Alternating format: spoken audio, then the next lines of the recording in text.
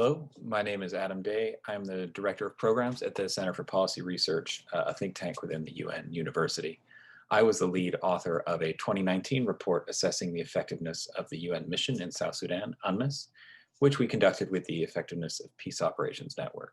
I've been asked to give an overview of the main findings of the report, even though they may be slightly outdated, and some more recent impressions of the UN's role in the peace process today.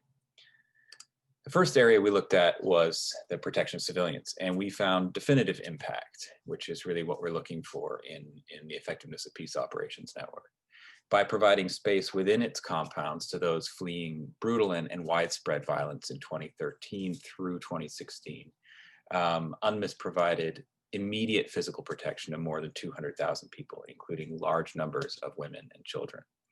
In the view of a wide range of experts that we interviewed in South Sudan and South Sudanese citizens, UNMISS's protection of civilian sites not only saved 10,000s of lives, they also had the positive effect of isolating highly polarized communities from one another at a time when even broader violence was likely. One of our interviewees in South Sudan said, without UNMISS, there would have been a genocide here. Now, of course, the POC sites come at a price, and the majority of UNMISS's military component at one time or another has been employed providing perimeter security to the sites, leaving fewer resources for patrolling conflict-prone areas. So with more than 2 million people displaced within the country and large at-risk populations spread across the enormous terrain of South Sudan, many within the UN and elsewhere have argued that UNMISS could better use its resources by focusing its deployment beyond the POC sites. And this has created a dilemma for UNMISS. While the sites may only hold a small portion of the vulnerable people in South Sudan, they're unequivocally providing that protection, both physical and humanitarian, to large numbers of people. In contrast, we found little concrete evidence that patrolling more broadly necessarily deters violence or reduces threats in conflict-prone areas. We did find some evidence that the creation of static temporary sites, like the one in Ye, does appear to contribute to a reduction in risks. So moving forward to today, UNMISS continues to grapple with the dilemmas posed by the POC sites. The mission's been working to transition the sites from UN-run facilities alongside UN bases into government-run IDP camps. To date, they've redesignated the sites in Bor, Wau, and Juba without serious incident. Now, this is a fraught and a complex process with strong views by many sides, including within the POC site population and the humanitarian community, which we interviewed at the time. The second mandate area we looked at was facilitating humanitarian delivery. And here we found that UNMISS's provision of protection for humanitarian convoys allowed access to at least 100,000 vulnerable people during the civil war and its aftermath. And particularly given the difficult terrain and accessible parts of South Sudan, this role in helping humanitarians reach their destination safely shouldn't be underestimated. Now, the third area we examined within UNMISS's mandate was human rights. And serious human rights abuses during the Civil War demonstrated that parties on all sides of the conflict chose to inflict horrific harm on hundreds of thousands of innocent people who they associated with their enemies.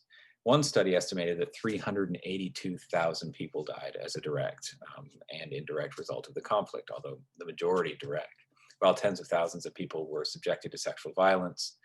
And the sheer scale of the violence really puts into perspective any claims about protection that we make in this study.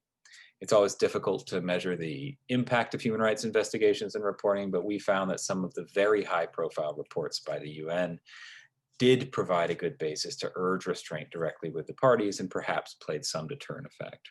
But some of the most interesting impacts we found were actually in the more technical and unseen support that UNMISS's rule of law section was able to achieve. With really only a dozen staff and operating on a very small budget, the rule of law section helped the South Sudanese judicial system double the caseload of sexual crimes in 2018 alone, and to develop a mobile court that has successfully tried hundreds of people accused of serious violence in and around the POC sites. And I think this kind of behind the scenes work may have been successful in large part because it was done quietly and out of the spotlight, which may offer some lessons to other missions. And finally, but certainly not the lowest in importance, has been UNMISS's support to the peace process. This has always been a difficult area to assess across the Effectiveness of Peace Operations Network, given how many other players are involved, the relatively minor role of the UN in the peace agreements of 2015 and 2018. Now, we did find some qualitative evidence that the UN's shuttle diplomacy amongst the parties, its logistical support to talks, and its push for a more inclusive approach to the revitalized peace process played a role in helping move the process forward a bit.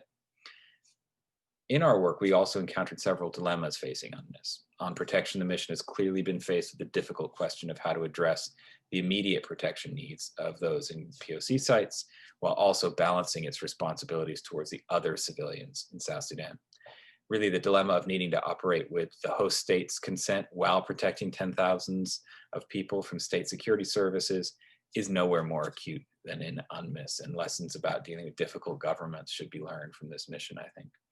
And this really raises the issue of short versus long-term stability, and it's a dilemma for UNMISS. Keeping people in the POC sites may suit some of their immediate needs, but the POC sites also stand as a clear reminder to everyone that the peace process hasn't moved forward enough.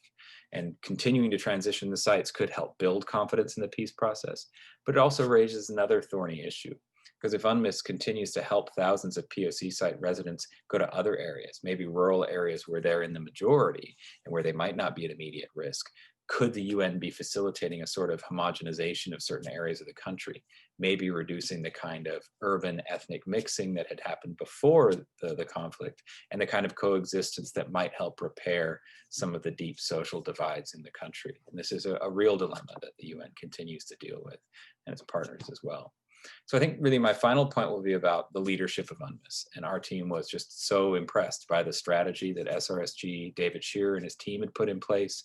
It was one where the highly localized civil affairs work was clearly connected to the broader peace process, where the short versus long-term issues were really well articulated, and where I think all mission components could see themselves in their work reflected.